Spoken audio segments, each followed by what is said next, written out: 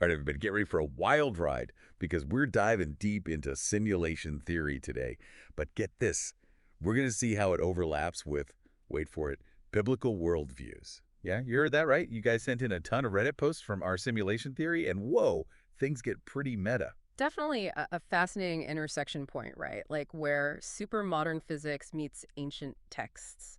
And it all kind of comes back to that big question humans have always asked. Right. What's reality actually about? Exactly. And one Redditor even said that imagining God or angels is like picturing them with admin rights to our reality. Oh, that's an interesting way to put it. It makes you think about this higher power, or maybe a whole bunch of them, kind of like pulling the strings behind the scenes. Not that different from a video game programmer, right? Right. Tweaking the code, adding levels, maybe even messing with the players just a bit. Hold on, are we saying free will is all an illusion then? Yeah. Like, are we just pawns in some crazy cosmic game? Because honestly, that's both kind of terrifying and liberating at the same time. That's the thing. It's a question that both simulation theory A and D, those biblical interpretations, try to tackle. Like, take prayer, for example. Does it hit different if we're basically just asking those game devs for favors? Whoa, okay, yeah. Or what about miracles? Are those just, like, perfectly placed glitches in the code? Whoa, mind blown. Never thought of it like that. What's Like that? that whole idea that we're all just piloting these flesh mechs, which, side note, I thought was a brilliant analogy from that Reddit thread. Totally. There's definitely a connection there with the whole spirit, soul, and body thing from the Bible. The words are different, but the idea is surprisingly similar. Picture yourself as this pure consciousness, this like ethereal being hanging out inside a physical body. You're experiencing the world through your senses, but your true self, it's on a whole other level. You know, that actually reminds me of this one I was rock climbing, right? And I totally lost track of my body for a second. Like I was so focused on that next move, the danger, the adrenaline. It felt like my consciousness was just separate from my physical self. Is that kind of what you're talking about? Maybe, yeah. It's that feeling of being more than just flesh and bones. Like you're sensing a deeper reality beyond what we normally see. Okay, now my mind is officially blown. So if we are in a simulation, does that mean it's not just us humans hanging out in here? Could those angelic entities, like one Redditor called them, actually be real in this digital world? Now, that's where things get really interesting. If we even consider the simulated reality idea, who's to say what other beings or forces might be at work? It might not be a simple matrix situation, you know? Could be something way more complex. All right, hold on. I need a minute to process all of this. Angels, simulations. This is heavy stuff. Where do we even go from here? Well, this Reddit thread goes even deeper. It talks about cheat codes in both the Bible and D, this simulation idea. Things like magic, prayer, even manifestation. Wait, are we about to unlock the secrets of the universe here? Yeah! Because sign me up. Haha, not quite the secrets of the universe, but it does make you wonder, right? Like, what if all that supernatural stuff is really just us tapping into a different rule book? One that's like hardwired into this simulated reality. So kind of like Neo bending the rules in the Matrix. Hmm. But instead of dodging bullets, it's prayers helping someone heal faster, or like manifesting a parking spot when you're running late. Exactly. Think about the possibilities. This Reddit thread even went there with prophecy, like it's just pre-programmed events, scripted moments built into the simulation itself. Oh, right. They talked about Israel becoming a nation again, how that's a huge deal in biblical prophecy. AD may be a sign of this big old simulation playing out. Compelling example, right? If we're really living in a simulated world, who's to say what events were set in motion from the very beginning? Makes you see history a little differently, huh? But hold on.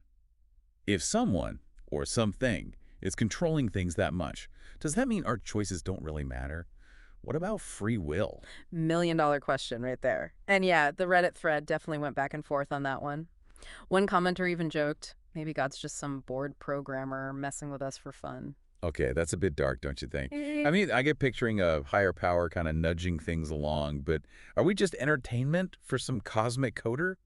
Kind of a bummer. Yeah, I can see why that'd be unsettling. And it highlights a big difference between how simulation theory and those biblical interpretations see the whole purpose thing. The Bible's all about love, redemption, having a relationship with God. But simulation theory, at least how some people see it, can feel a lot colder, more like a machine. So where's the purpose if we are just living in a simulation? Is it all just a big game with no real meaning? Not necessarily. The Reddit thread talked about how even inside a simulated reality, there's still room to grow, to learn, to evolve our consciousness. So we're like leveling up our souls. Okay, I kind of like where this is going. Tell me more. Leveling up our souls, huh? Okay, I like the sound of that. So are we talking like reincarnation here, uploading our consciousness to a cosmic mainframe? What? Because honestly, that Reddit thread left me hanging on that part. Yeah, it gets kind of blurry there even for people deep into simulation theory. Some folks think the simulated reality is like a training ground. We're here to learn, grow, face challenges we wouldn't in what they call base reality. Base reality. So that's like the real world Yeah. outside the simulation. Exactly. Think of it as the code behind the code, the true reality, the one our simulation is built on. Some believe after we die here, in the simulation, we go to this base reality, bringing all the lessons we learned with us. Okay, I think I get it. Yeah. But like, what if I fail cosmic kindergarten? Do I have to repeat the grade? Haha, that's the big question, right? No easy answer there. Some folks believe in reincarnation, like we come back to the simulation, maybe with a slightly different character sheet this time to try again. Others think even if we don't graduate in the traditional sense, we just keep evolving, having new experiences in different ways. So, what's it all mean then? Are we all just stuck in a giant video game trying to level up our souls before the clock runs out? Well, that's the beauty of it, right? These are questions philosophers, theologians, they've been wrestling with these ideas for centuries, those Reddit threads you shared. They just show how these age-old questions are popping up again, but in this digital age. But think about it this way, simulation or not, how does knowing this change how you live today? That's true. I mean, does it even matter if we're in a simulation if there's no escape? Should we just try to play the best game we can with what we've got? It all comes down to a personal choice, right? Maybe this life, simulated or not, is about finding meaning in the journey. It's about those connections we make, the love we share, the experiences we have. Whoa, this whole deep dive has been a wild trip. Started with some Reddit posts and ended up questioning the entire universe. My brain's fried. Haha, it definitely makes you think. And maybe that's the point, right?